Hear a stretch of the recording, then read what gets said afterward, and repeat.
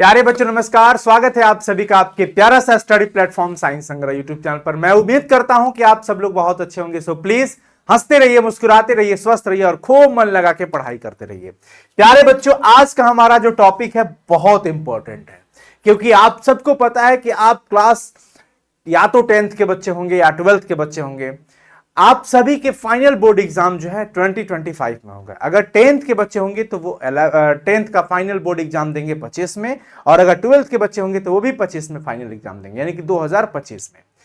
तो अब महीना जो चल रहा है वो मई का महीना चल रहा है, और आप एक प्रॉपर गाइडेंस की तलाश में हैं कि हमें एक प्रॉपर गाइडेंस मिल जाए कि अभी से हम पढ़ाई कैसे स्टार्ट करें, कैसे हम चीजों को स्टार्ट करें, कैसे पढ़े। अगर हमें हमारे पास अगर एक प्रॉपर गाइडेंस मिल जाता है तो हम अपनी प्रिपरेशन को इतना बेहतरीन बना सकते हैं, इतना बेहतरीन बना सकते हैं कि प्यारे बच्चों, मैं दावे के साथ कह सकता हूं कि आप 90% प्लस मार्क्स कभी नहीं चूक सकते हैं, बशर्ते आपके अंदर वो आग होनी चाहिए, वो जुनून होना चाहिए कि हाँ, वास्तव में आपको इस बोर्ड एग्जाम में कुछ ना कुछ करना है, बेहतर करना है। तो प्यारे बच्चों, हमारा जो मेन एम्बिशन है आज के इस विषय में वह है कि हम 90 से 95% मार्क्स कैसे गेन करें अपने फाइनल बोर्ड एग्जाम के अंदर। इसके लिए कुछ चीजें होती है। अभी से अगर मैं बात करता हूं, हमारे पास अभी मई का महीना चल रहा है जी। मई से लेकर के जनवरी तक का आपके पास समय रहता है, लेकिन स्टडी का अगर मैं समय आपसे मांगू तो मैं कहूंगा दिसंबर तक का समय रहता है। देखिए, मई, जून, जुलाई, अगस्त, सितंबर, अक्टूबर, नवंबर, दिसंबर, ये 8 महीना हमारे पास है। इस 8 महीने के अंदर आपको एक ऐसी प्रिपरेशन का एक वो ट्रैक बनाना है कि जो आपको यहां तक लेके पहुंचा दे। 90 से लेके 95% मार्क्स आप अपने बोर्ड एग्जाम में प्राप्त कर सके। तो आइए हम आज इसी विषय पर चर्चा करेंगे। मैं आप सभी से अनुरोध करूंगा कि आप अगर इस चैनल पर पहली बार आए हैं तो प्लीज सब्सक्राइब करके बेल नोटिफिकेशन में ऑल नोटिफिकेशन ऑन कर लीजिएगा, ताकि ऐसी कई सारे कंटेंट, बेहतरीन वीडियोज, बेहतरीन स्टडी मटेरियल आपको हम लगातार जो प्रोवाइड करने का काम कर रहे हैं वो आप तक सबसे पहले पहुंचेगा। चलो बच्चों, देखो, सबसे पहली चीज है कि आपके पास अच्छे खासे समय है। इस बात को दिमाग में रख लीजिए। शॉर्टकट वे में बिल्कुल अभी मत भागिएगा। अभी 8 मंथ का मतलब अप्रोक्स 240 डेज होता है। 240 दिन है, 240 दिन है। सबसे पहला कि आपके पास अपनी सब्जेक्ट की लिस्ट होनी चाहिए। सब्जेक्ट लिस्ट एकदम प्रिपेयर्ड रखो, और आपको पता ही है प्रिपेयर्ड क्या करना, कि आपके लिस्ट में, सब्जेक्ट लिस्ट में कौन कौन से सब्जेक्ट है। जैसे मान लीजिए किसी का फिजिक्स होगा, किसी का केमिस्ट्री होगा, किसी का बायो होगा, या किसी को मैथ होगा, किसी का हिंदी होगा, किसी का इंग्लिश होगा, किसी का उर्दू होगा। जो भी चीजें हैं वो अपना सब्जेक्ट की लिस्ट बन गई। किसी का आर्ट्स में हिस्ट्री होगा, ज्योग्राफी होगा, पोल साइंस होगा, किसी के केमिस्ट्री में अकाउंट्स होगा, बिजनेस स्टडीज होगा, हिंदी इंग्लिश जो भी होंगी, अकाउंट्स होगा, इकोनॉमिक्स होगा, जो भी चीजें होंगे, जो भी आपका सब्जेक्ट लिस्ट है, ये तो आप जरूर प्रिपरेशन करके रखो। यानी आप अपना माइंड मेकअप ये कर लो कि हमें सभी सब्जेक्ट को इक्वली पढ़ना है। इस पे इक्वली फोकस होना बहुत जरूरी है। कोई बच्चा अगर ये सोचता है कि चलो मेरा मैथ ठीक है तो मैं मैथ में 100 लेके आऊंगा, ये बहुत अच्छी बात है, लेकिन दुखद ये है कि बाकी के 4 सब्जेक्ट आपके डाउन हो जाएंगे तो आपका ये सपना साकार नहीं हो पाएगा। तो प्यारे बच्चों, सबसे पहला तो गोल सेट ये कर लो कि आपको सभी विषय पे बराबर का बराबर फोकस करना है। अब जो मैं आपको बताने जा रहा हूं, इसमें कोई एक्सक्यूज की वो नहीं है। एक्सक्यूज हम एक्सपेक्ट नहीं करते हैं आपसे, क्योंकि देखिए, बहानेबाजी तो अब नहीं चल सकती है। एक समय था जब मार्च में चीजें स्टार्ट हुई थी, हम भी आपको बताए थे कि मार्च से किस प्रकार से अभी से आपको स्टडी करना चाहिए।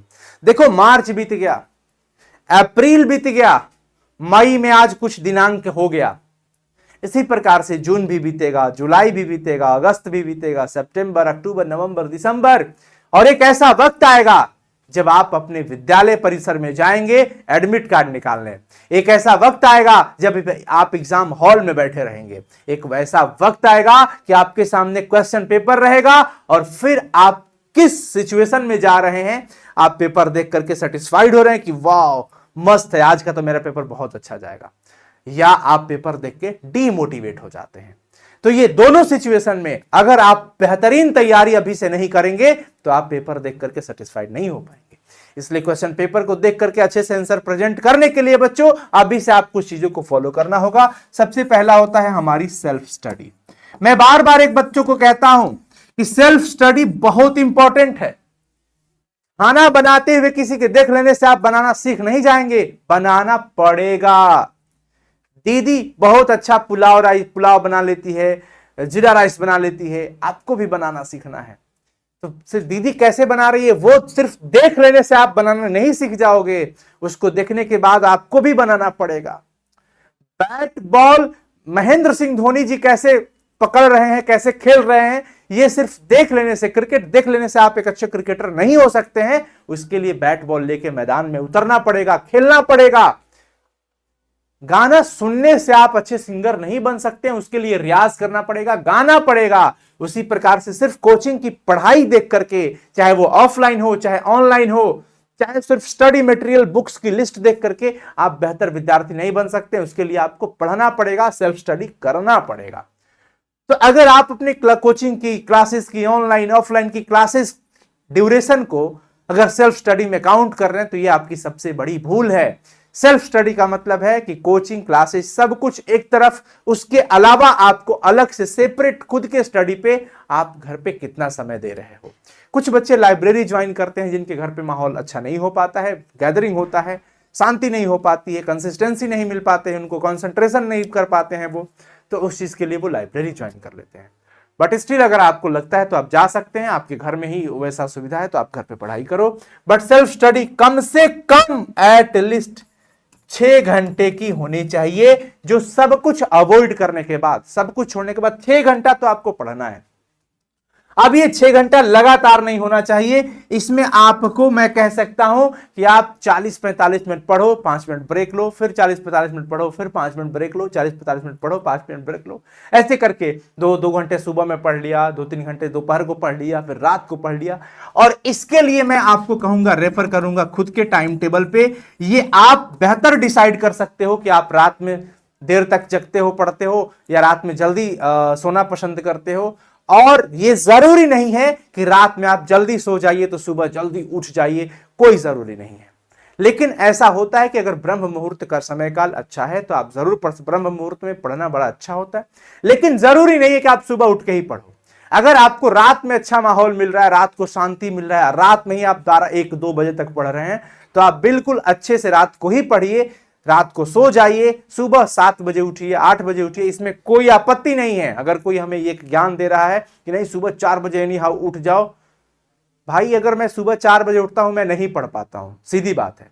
मुझे रात को पढ़ना अच्छा लगता है, मैं रात को पढ़ पाता हूं, माहौल शांत रहता है, मैं अच्छे से पढ़ पाता हूं, याद कर पाता हूं, रिवाइज कर पाता हूं, तो इसमें क्या आपत्ति है?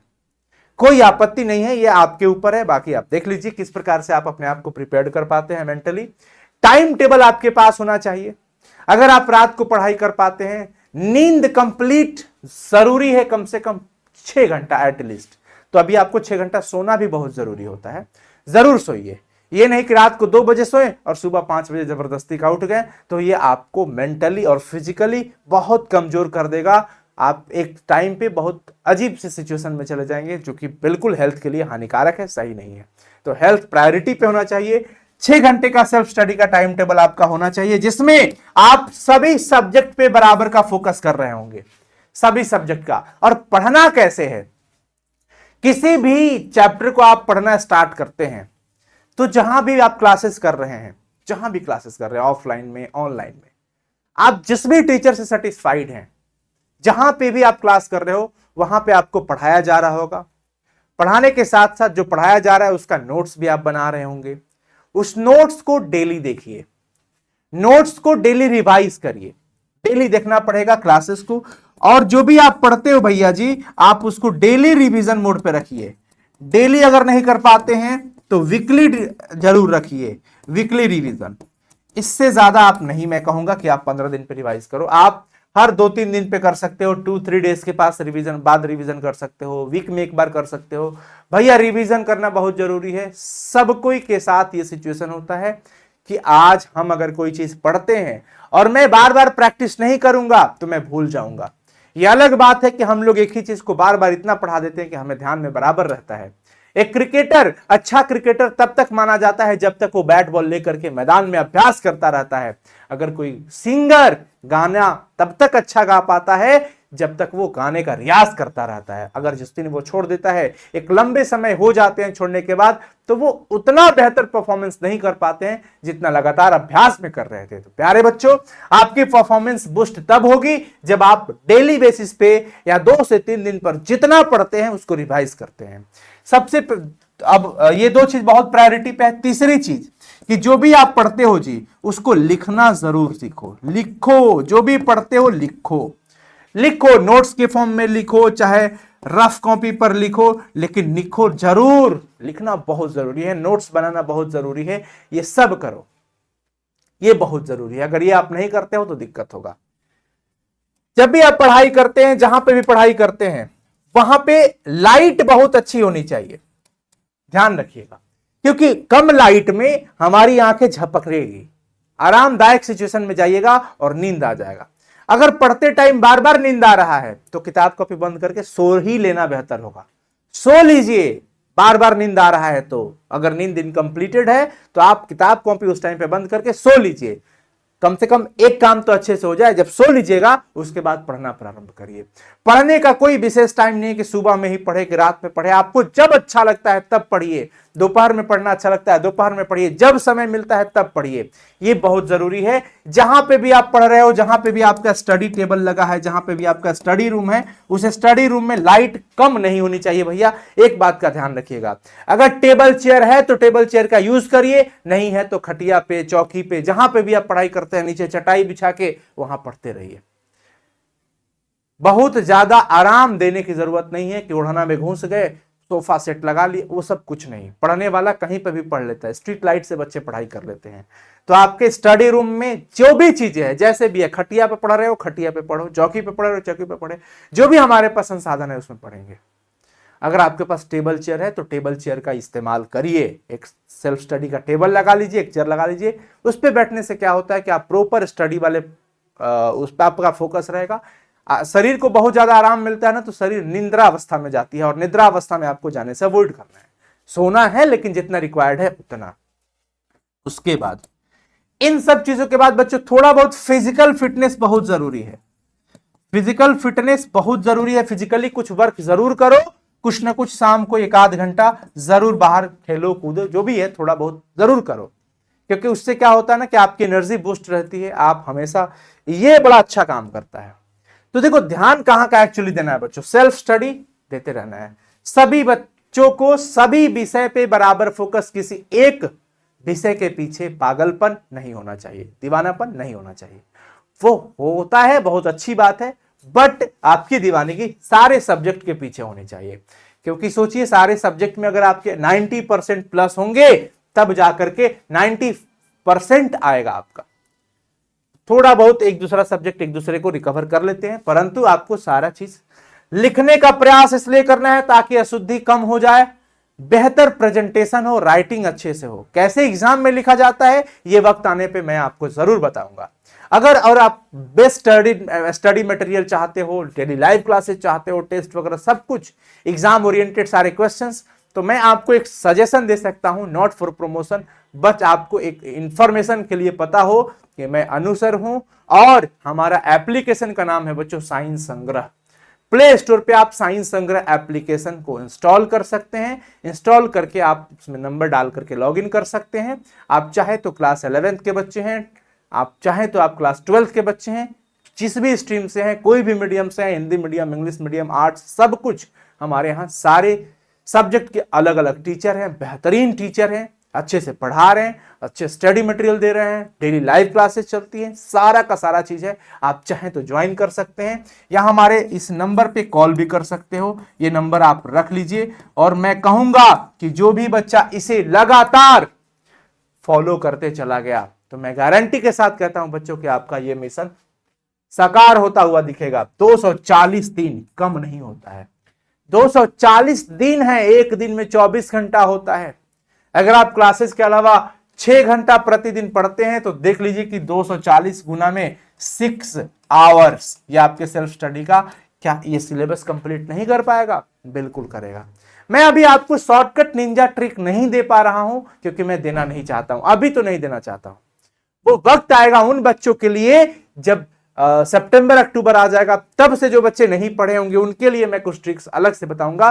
बट स्टिल अभी आपका मई का समय चल रहा है बच्चों, और इस टाइम पीरियड पे आपको अभी से पूरा सिलेबस कवर करना होगा, चैप्टर वाइज पढ़ना होगा, एक एक टॉपिक जो भी आपके एग्जाम ओरिएंटेड है पढ़िए।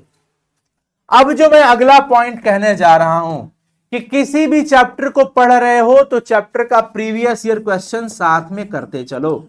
जैसे मान लो भैया मैं केमिस्ट्री पढ़ाता हूं, सॉलिड स्टेट चैप्टर हमने पढ़ा दिया आपको, तो सॉलिड स्टेट चैप्टर से पिछले 10 वर्षों में कौन कौन से क्वेश्चन एग्जाम में पूछे गए हैं वो प्रीवियस ईयर क्वेश्चंस आप खुद से देखें। क्वेश्चन बैंक मार्केट से खरीद लीजिए, क्वेश्चन बैंक में जरूर देखिए कि भैया पढ़ने के बाद मैं सारा क्वेश्चन सॉल्व कर पा रहा हूं या नहीं, या किस प्रकार के क्वेश्चन बोर्ड एग्जाम में पूछे जाते हैं। तो इससे आपका कॉन्फिडेंस बूस्ट होगा, बढ़ेगा, अंदाज लगेगा कि भैया हम कितना पानी में हैं और कहां जा रहे हैं, तो आपको समझ में आएगा। ठीक है बच्चों, और आप चाहें तो हमारा टेस्ट सीरीज भी ज्वाइन कर सकते हैं साइंस संग्रह ऐप पे। ऑल द बेस्ट बच्चों। मैं समझता हूं कि आप सब लोग जरूर इस चीजों से परिचित हो गए होंगे, और आप सभी लोग को मैं ये चैलेंज देता हूं कि अगर आप इस प्रोसेस को सिर्फ 15 डेज कंटिन्यू करके रखते हो भैया, तो आप आसानी से ये अचीव कर पाओगे। देखो सबसे बड़ी चीज है, तरीका आप सबको पता होता है, लेकिन कंटिन्यूटी जरूरी होती है। आप कम से कम आदत, हैबिचुअल हो जाइए, आदत बनाइए। मैं नहीं कह रहा हूं कि आप डे 1 से ही 6 घंटा पढ़ो, चलो डे 1 में आपने 4 घंटा किया, लेकिन कल दूसरे दिन भी जरूर बैठो, एटलीस्ट 4 घंटा जरूर कवर करो। 5-10 मिनट बढ़ा दिया, 4 घंटा 15 मिनट पढ़ा, अगले दिन भी पढ़ेंगे। हम एटलीस्ट अवॉइड नहीं करेंगे, गैप नहीं करेंगे। हमारी कोशिश यही होगी कि जब हम फिट हैं मेंटली और फिजिकली, तो हमें अपना काम डेली का जो भी हमारा हैबिट है उसको बरकरार रखना है। मैटर ये करता है कि जब आप पढ़ने बैठ जाओगे ना, तो कुछ ना कुछ जरूर पढ़ोगे, और बैठोगे ही नहीं पढ़ने के लिए, पढ़ने का ये जुनून नहीं आएगा दिल में, तो नहीं हो पाएगा। तो बच्चों कंटिन्यूटी मैटर बहुत करता है इन सारी चीजों में। कंसिस्टेंसी, नियमितता, जो आप रेगुलर फॉलो करते हैं इस चीज को, भले 2 घंटा पढ़ो, 4 घंटा पढ़ो, लेकिन आदत नहीं छूटनी चाहिए। जैसे छोटे छोटे बच्चों को पहले आंगनबाड़ी में बैठाया जाता है, किस लिए? पढ़ने के लिए नहीं, आदत लगाया जाता है। पहले ये घर से बाहर निकले, इसको लगे कि हाँ हमको स्लेट पेंसिल लेकर के जाना है, पढ़ने जाना होता है, बच्चों के बीच में बैठना होता है। उसी प्रकार से आपकी भी ये कंटिन्यूटी सबसे पहले होनी चाहिए, और आप 10-15 दिन कम से कम कंटिन्यू रखो, फिर आपको मोहब्बत हो जाएगा इस पूरे पैटर्न से, इस पूरे टारगेट से आपको प्यार मोहब्बत हो जाएगा, और आप इसको पूरी दिल से, शिद्दत से आप कंप्लीट कर पाओगे बच्चों। तो मैं उम्मीद करता हूं कि आप सब लोग को बहुत अच्छा लगा होगा, समझ में आया होगा। एक ये हम आपको चैलेंज दे रहे हैं, अगर चैलेंज एक्सेप्ट होगा तो कमेंट सेक्शन में चैलेंज एक्सेप्टेड जरूर लिख दीजिएगा। कमेंट में चैलेंज एक्सेप्टेड जरूर लिख दीजिएगा कि सर चैलेंज मैं आपको एक्सेप्ट करता हूं। मैं आपको चैलेंज, खुला ओपन चैलेंज दिया हूं कि किसकी हिम्मत है जो इस पूरे पैटर्न को एक्सेप्ट कर पा रहा है दिल से। ये नहीं कि दिखाने के लिए कमेंट में सिर्फ लिख दिया कि चैलेंज एक्सेप्टेड गुरुजी, चैलेंज एक्सेप्टेड भैया, तो सिर्फ ये कहने से नहीं, दिल से होना चाहिए। आपने अपने शब्दों को बयां कर दिया और तुरंत आज इसी वक्त से लग जाना होगा इसमें, तब आप अपने जीवन के सपनों को साकार करने की एक सीढ़ी को पार कर पाओगे। यह जीवन का लक्ष्य नहीं है, यह जीवन के लक्ष्य को प्राप्त करने के लिए एक साधक, ये साधन है, जहां इस सीढ़ी को आपको पार करके ऊपर वाली सीढ़ी पे जाना है। ऐसे जैसा ये 9-10th का था, आपने प्राइमरी से पढ़ना स्टार्ट किया, 10th तक गया, 10th के बाद आप 11th में आए, 11th के बाद 12th में जाओगे, 12th पास करोगे, आगे का कंपटीशन, फिर ऊपर में कहीं आपकी मंजिल पड़ी होगी। तो इस प्रकार से जाना पड़ता है। तो ये एक सीढ़ी होगा। तो ये अगर आप बेहतरीन करते हो तो आपको आगे बेहतर कॉलेजेस मिलता है, बेहतर ऑप्शंस मिलते हैं, बहुत सारी चीजें। तो अभी आपको बेहतर करना पड़ेगा, और आपका मकसद सिर्फ मार्क्स ओरिएंटेड नहीं होना चाहिए, नॉलेज ओरिएंटेड होना चाहिए। बेहतरीन नॉलेज मिलना चाहिए, ना कि फिर वही भटकने वाली कि नवंबर आ गया है, कहां मिलेगा वायरल पेपर, कहां मिलेगा, ये सब चीज के चक्कर में पड़िएगा तो क्षणिक सुख तो जरूर मिलेगा, लेकिन जीवन में लंबा समय के लिए दुख ही दुख हो जाएगा। इसलिए प्यारे भैया जी, हमारा रिक्वेस्ट होगा आप सभी लोग से, नॉलेज ओरिएंटेड पढ़ाई रखिए। जब आप नॉलेज ओरिएंटेड पढ़ाई करते हैं तो ऑलरेडी मार्क्स उसमें इंक्लूड हो जाता है, वो अच्छा आना ही है। अगर आपका बेहतर प्रेजेंटेशन है, हैंडराइटिंग अच्छी है, तो मार्क्स कोई रोक ही नहीं सकता। By one get one free. अगर नॉलेज ओरिएंटेड पढ़ते हो तो नॉलेज आपने बाई किया, आपने पढ़ा उसके लिए, मतलब मैं अगर एक शब्दों में कहूं कि by one get one free, तो नॉलेज के साथ साथ आपको मार्क्स फ्री मिल जाएगा, वो मिलना ही मिलना है। इसलिए अच्छे से पढ़ाई करिए, डीप स्टडी करिए, जितना रिक्वायर्ड है उतना जरूर पढ़िए, हवाबाजी मत करिए, संगत अच्छा रखिए, शब्दों में अच्छे शब्दों का सुनिए, चयन करिए, बोलते वक्त भी सुनते वक्त भी। गलत शब्दों के संबोधन से दूर रहिए, गलत गाने मत सुनिए, नहीं तो दिमाग उधर ही भटकता रहेगा, दिन भर इधर उधर गंदी चीजों में बिल्कुल दिमाग मत लगाइए। अपनी उम्र पे हो जहां पे आपको बहुत चीजों को अवॉइड करना पड़ेगा, उसे छोड़ना पड़ेगा, अच्छी आदतों को रखना पड़ेगा। ठीक है जी, ऑल द बेस्ट बच्चों, thank you so much. Comment जरूर करिएगा कैसा लगा ये वीडियो, और एक रिक्वेस्ट करूंगा आप सभी लोगों से कि इस चैनल को खूब शेयर करिए। इस वीडियो को आज सभी लोग अपने स्टोरी में लगाइएगा, इंस्टाग्राम पे, व्हाट्सएप पे, जहां पे भी आप जुड़े हुए हैं, टेलीग्राम पे, हर जगह इस वीडियो का एक एक लिंक शेयर कर दीजिएगा। ये हमारा आपसे रिक्वेस्ट है, और मैं समझता हूं कि आप इस हमारे बात को, रिक्वेस्ट को जरूर एक्सेप्ट करेंगे और खूब शेयर करेंगे इस वीडियो को अपने सभी साथियों तक। तो धन्यवाद बच्चों, फिर मिलते हैं अगले सेशन में, तब तक के लिए बहुत शुक्रिया, bye, take care, love you all, bye bye बच्चों।